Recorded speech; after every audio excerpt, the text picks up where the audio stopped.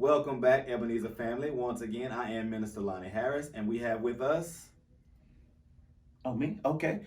Thomas Farrow, the pastor at Ebenezer Baptist Church here in Charlotte on Batesford Road. Been there 5 years and been coming to Ebenezer for more than 5 years. And I am Minister Sherry Nelson. I'm just tagging along. We welcome you again to our mental health check-in. We're just taking a few segments to really talk about, from a mental health aspect, where we are over 2 years into a pandemic. Over 2 years into a pandemic. And a question that came up and that we thought about, Pastor Farrow, was, how do you think, people are handling? Do you think people are okay with, now working remotely? People are okay with, now in being engaged in church remotely? All of those things, when they're now standing in front of a computer screen, probably more so than they ever have been in the past.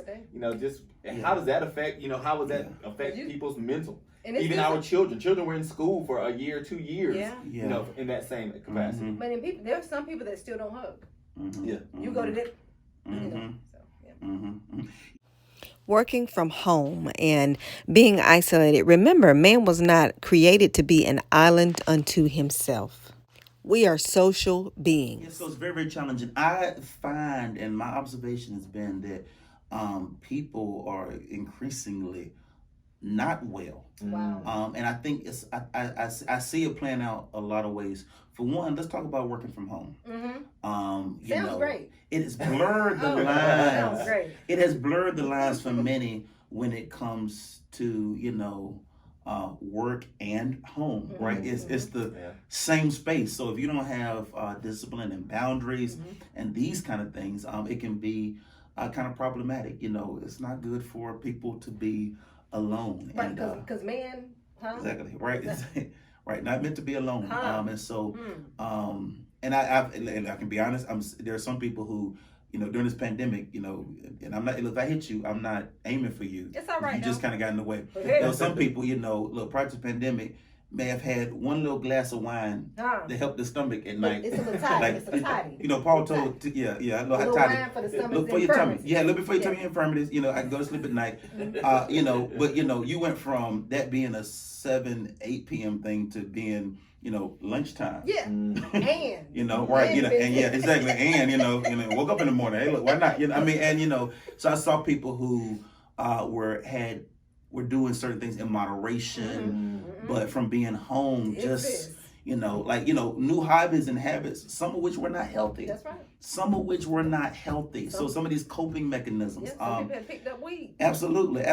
And cigars, it was just, which is very, very, but I mean, again, one cigar, if one cigar is equivalent to a pack of cigarettes, and you're talking about, you're doing, and it's 3, per day, whereas maybe one time it was something that was a hobby every now and then, like, Socially.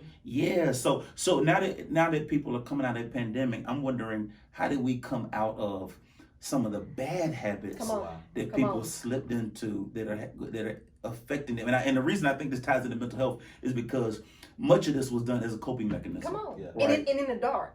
Absolutely. Right? Much of it was done in hands. And let's talk about, and this is not exclusively our children. This is all people, but I'm particularly concerned about our youth and our children. Social media. Okay.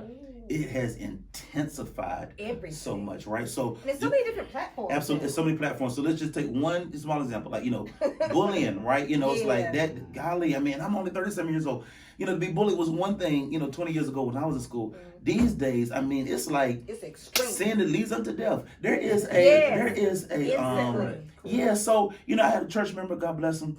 Was having some issues with their knees. Like, Lord, my knees got in a fight at school, suspended for a couple of days. And I said, I'm so sorry to hear that. And then she starts talking more about it, has all these details. I'm like, wait a minute, man, how you get all those details? Right. And I come to figure out that and this is evil, that on Instagram, I mean, for Charlotte, Mecklenburg County folk, there is a whole page dedicated to school fights. Wow.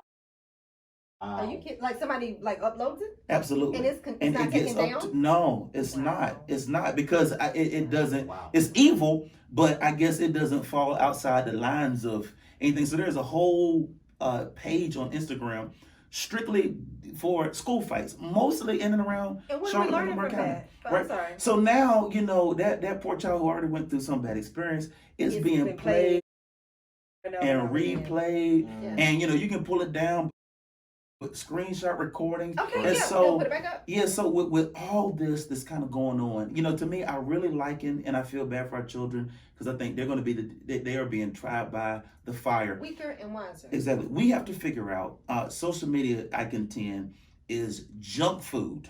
It's the junk food of the 21st century. And I don't And want it's to sound in like high demand. absolutely, and I don't want to sound like an old, get off my porch, No, don't walk in my yard. prude man.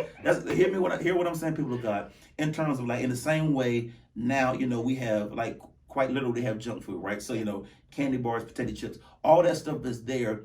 But there was a generation of folk who had to learn you can't eat that. Come on. Breakfast, lunch, and dinner. Correct. Right? Correct. So, never does junk food go away. Right. But if nothing else, we know Learn. that it needs to be like moderation, and too much of it is incredibly bad for you. And we have a laundry list of persons who can bear witness to this.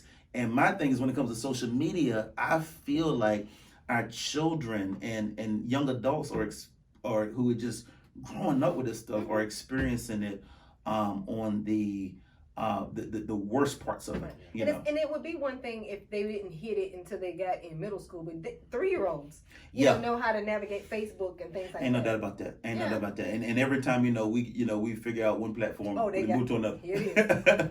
And it's something new, and it's something so trying to keep up with it is just impossible. So how do you think that contributes to one's self-esteem, to one's mental health?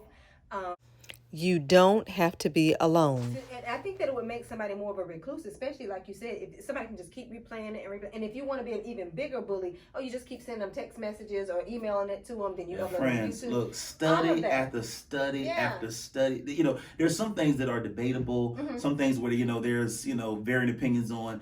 But there's so many studies out there that are trying to tell us that the adverse effects of staring at your phone all day.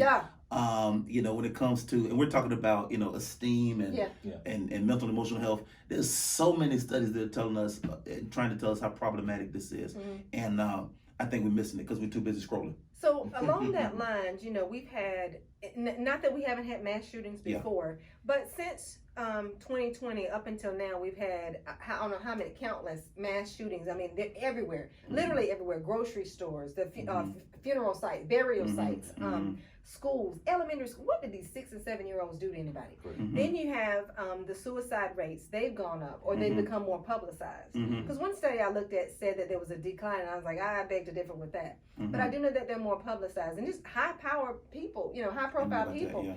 There was an interview I watched on YouTube, and there were 6 parents. There were 4 children that were high powered athletes, star athletes, not just mediocre, starters, people with bright futures.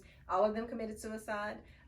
Then you got the homicides that have increased, all of that. And I can't say that COVID did it, but I can say that maybe, like you were talking about, working from home and the seclusion and all of that stuff. And we just don't know how to communicate and interact with people now. Well, here's the thing about social media, and I know we can just go on and on about that, but you take this, the killing more recently in Buffalo, most of the people they put out some kind of manifesto, as they're doing this.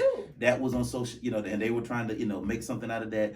But many of our children are being radicalized where on the internet. You're not at Harris Teeter, your kids are not at the mall. They're not at school. This is them home in their bedroom. You better open up that door. You better check out what's on their devices. They are being radicalized, right? Extremists are being radicalized. And hey, look, it's probably primarily African American group who listen to us right now. But it's not just no, it's not just them. Right wing racial extremists too. The objectification and sexualization of our children. They're being preyed on in North Carolina. Don't you know that Charlotte, number one, with trafficking? Don't you know that certainly, and I live not too far from there, Concord Mills is an ideal place for trafficking because it's large, it's a lot of people, and it's right there off 85. I mean, so we got to pay attention to what's going A lot on of things. And not just pay around attention us. to our children. Absolutely. You got to be a watcher. I'm a people You watcher do. when I go out. Yeah. You got to watch, what's going on. Because your watch could save somebody's life. No doubt. And then talking about the internet, because again, I just think what's different now is that, like, you think your child is home is safe just because they're home. Mm-mm. In a real sense, the way they're being socialized, that's more dangerous than them being running around the neighborhood with some friends, That's right. doing what kids do. You're right. Because of what they're being exposed to. Exactly. So and these are the kids that are going to one day be our adults and our politicians and our legislatures and all that kind of stuff. And it's just it's I got to run for office. Absolutely. I mean, I just think great, phenomenal thoughts regarding, just are people okay? Yeah. Are people okay? So if you're not, so reach out. So this is why, we're probably going over on time, but I remember when I was in school, I did this study on depression among the elderly community. And it was saying basically in short of how, what happens is we do know that when it comes to depression and other things, grief, social support is going to be the biggest, kind of contributor, in social capital, your social fabric, who do you have, that's going to be the biggest, thing to kind of help you go forward. And we knew this before the pandemic, but so much was lost as the pandemic too, right? We have people where, let's face it, like, the church was like the last thing that gave them that whole, get up, get dressed, I'm gonna dress up, I'm gonna go to the church, I'm gonna kill and I'm this gonna do all of that. Exactly. So, here's my thing about, and I'm all for like virtual ministry is here to stay and whatnot, but I want to say to somebody, be careful taking what was intended to be temporary, Right, and making that permanent, because something is lost in that. I'm not convinced that even when you're talking about worship, and we're bringing this up because again, this is about your social fabric, right? In terms of like look, playing something on your phone while you rolled over in bed, or working on a pot of greens, is not the same as exactly. As we're wired. Exactly. I was glad when they said to me, "Let's go." Let's go. Into and let's Into. let's get together. So let's be careful.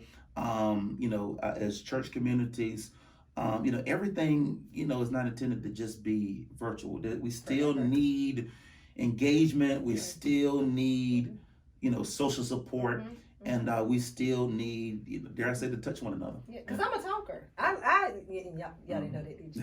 Get out of here! No, you. I never would have thought. So I love to engage with people. So yeah, and it's needed. Yeah. Wonderful, Pastor Farrell. We certainly appreciate your time. Follow us. Continue to like. Continue to comment. Continue to share. Until next week, as we continue to wrap up and focus on our mental health. I am Minister Lonnie Harris. Thomas Farrell.